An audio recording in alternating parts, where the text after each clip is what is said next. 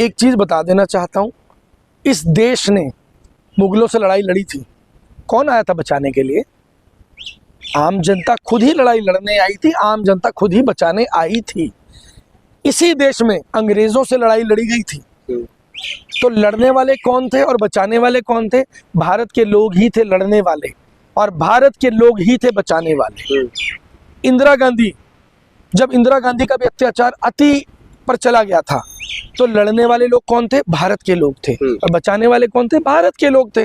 तो जब आज लड़ने वाले लोग सामने होंगे, तो बचाने वाले लोग भी आम जनता में से वकील उतर के रोड पे आएंगे, जजेस उतर के रोड पे आएंगे, जिनकी आवाज दबा रखी है, जिनका गला घोट रखा है मौजूदा सरकारों ने, वो लोग आकर के खड़े होंगे। हम खुद मिलकर के उनको बचाने का प्रयास करेंगे, सब मिलकर के इस लड़ाई को लड़ेंगे और लड़ाई की जीत को निश्चित करेंगे। लेकिन सर, सवाल एक तरफ और भी निकल करके आ रहा है, जो आप कह रहे हैं हम खुद लड़ाई लड़ेंगे, आप कह रहे हैं हम खुद जो है उसके साथ खड़े होंगे, लेकिन उनके जो पेरेंट्स हैं, जो परिवार वाले हैं, वो कहीं ना कहीं अपने बच्चों को भेजने से डर रहा है। तो अगर हम इस आंदोलन में अपने बच्चों को भेजते, अगर उसके साथ कुछ अनहोनी हो जाता है, तो अभिजीत दीपके जो है वो अमेरिका से आकर के भारत में हमारे बच्चों को नहीं देखेंगे। अगर बिहार का बच्चा तो बिहार जाकर के नहीं देखेगा, यूपी का बच्चा तो यूपी जाकर के नहीं देखेगा।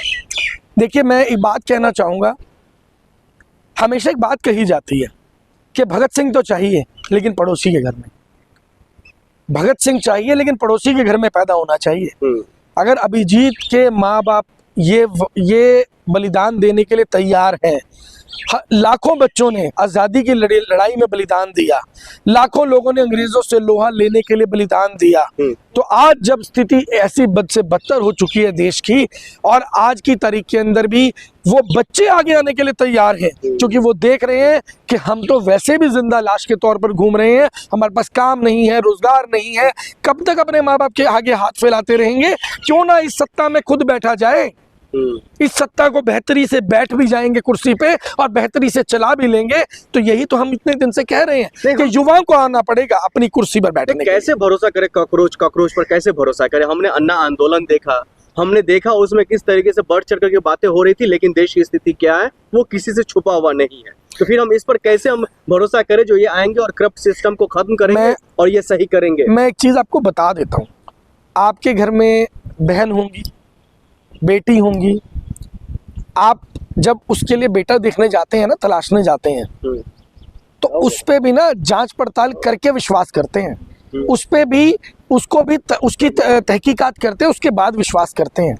लेकिन विश्वास तो करना पड़ता है। ऐसा नहीं है कि आप बोले जी हम तो इसे जानते नहीं, हम तो इसे घर का जो दामाद है स्वीकार ही नहीं करेंगे।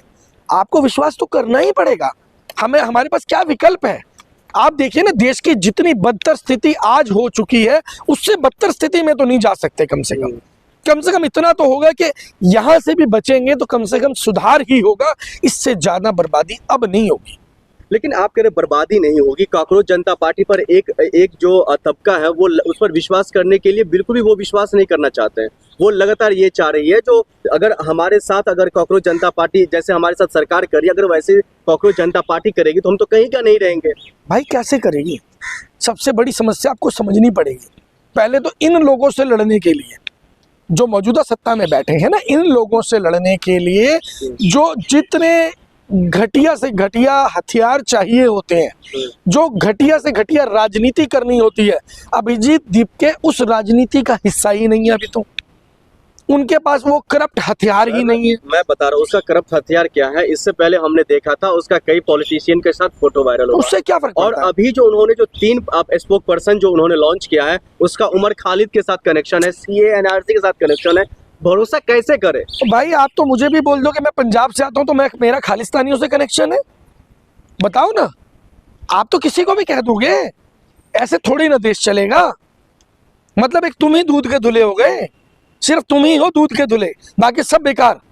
तुम ही हो देशभक्त, जो देश के युवाओं को तुम बर्बाद कर दिया, देश के अंदर शिक्षा माफिया तुमने खड़ा कर दिया। एक पेपर लीकेज के ऊपर तुमने करोड़ों रुपए लूट के घर ले गए, अपने खाते भर लिए, अपने जो देश की संपत्तियां थी अपने दोस्तों के मित्रों के नाम कर दी, और तुम ही फिर भी देशभक्त हो, बाकी सब बेकार।